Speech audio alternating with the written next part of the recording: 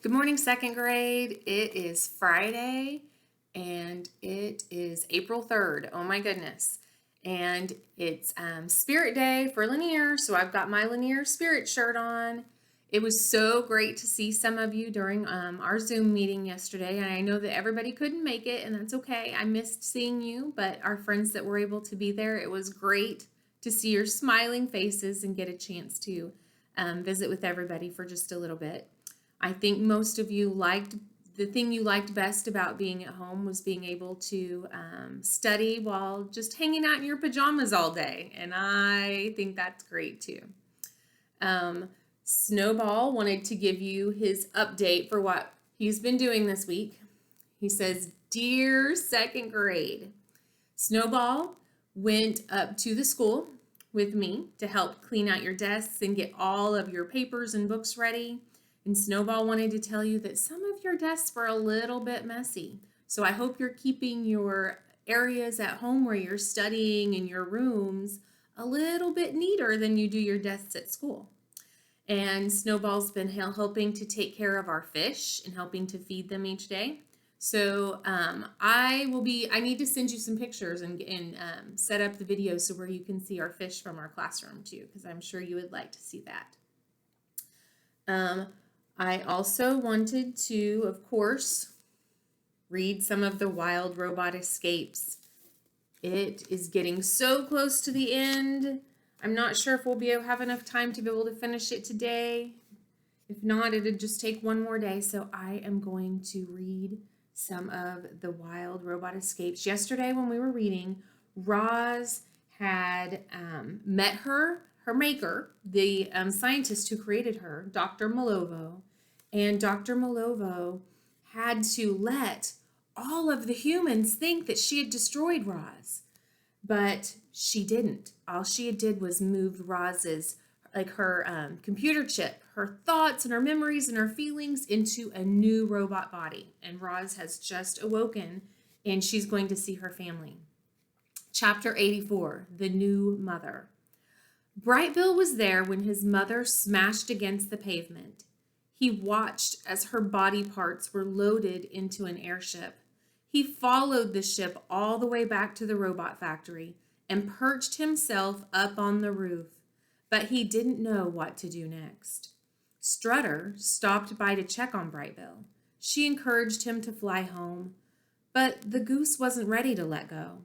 His little heart still hoped his mother would come back from the dead somehow. He'd seen it happen before. As the hours passed, however, his hope was starting to fade. And then one of the roof windows automatically slid open. The goose heard gentle music coming from inside the building.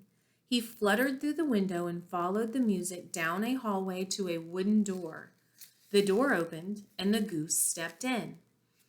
Brightbill waddled past tall bookshelves and leather furniture and into the middle of a large room. An old woman was sitting in a chair and a robot was standing by the mirror. The goose didn't recognize either of them, and when the robot rushed toward him, Brightbill squawked, "Stay back!" and scrambled away. Around the room he went squawking and flapping until he settled onto a table in the corner, looking lost and afraid. The robot stayed where she was. "Brightbill, it is me, your mother." The goose just stared.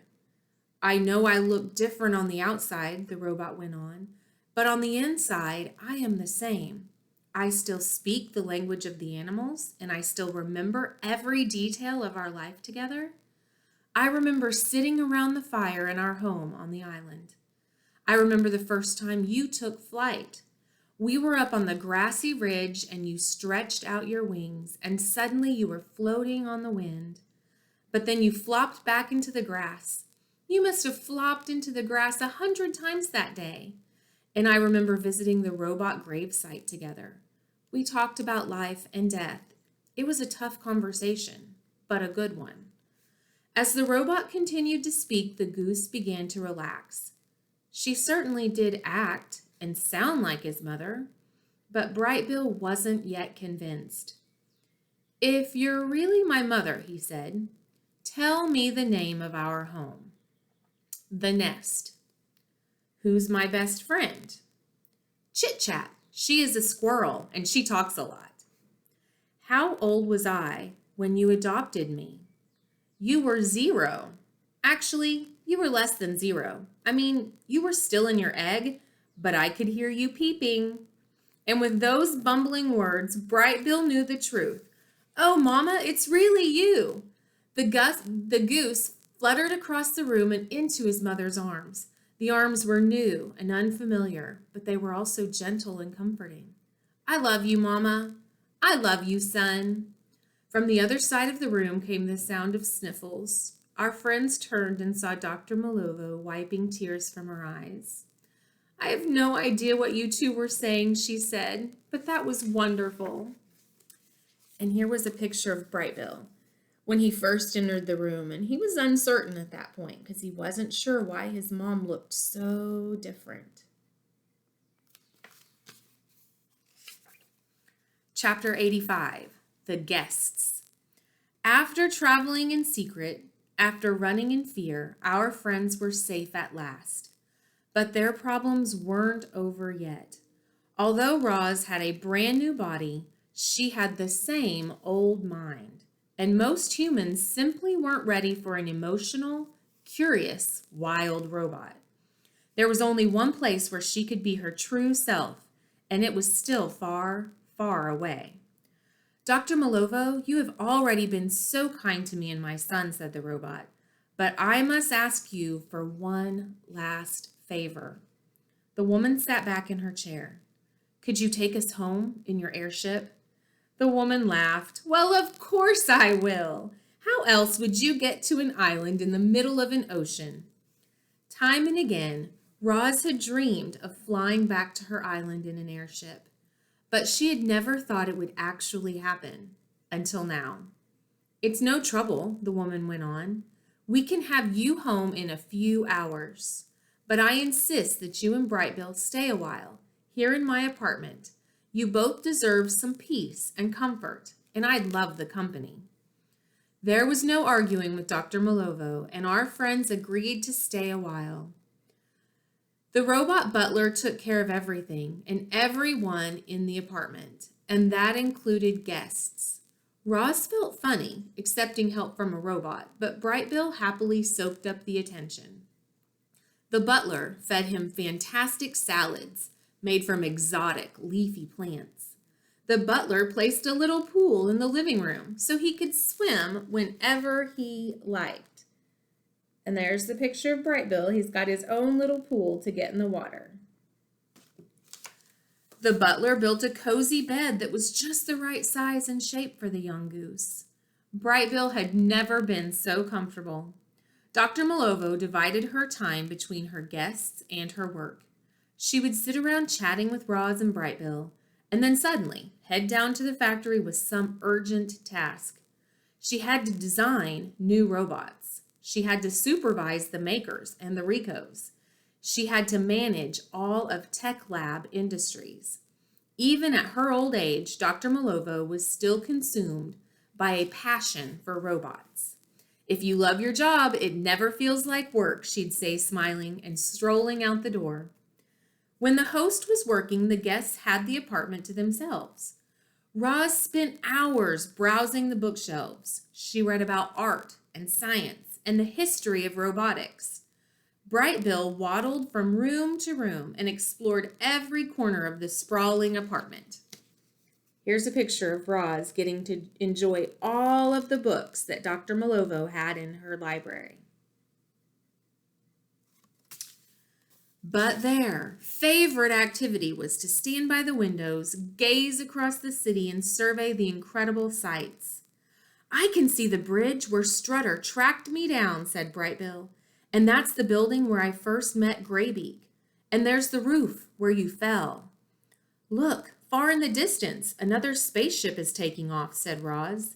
It could be flying to the space station, or to the moon, or beyond.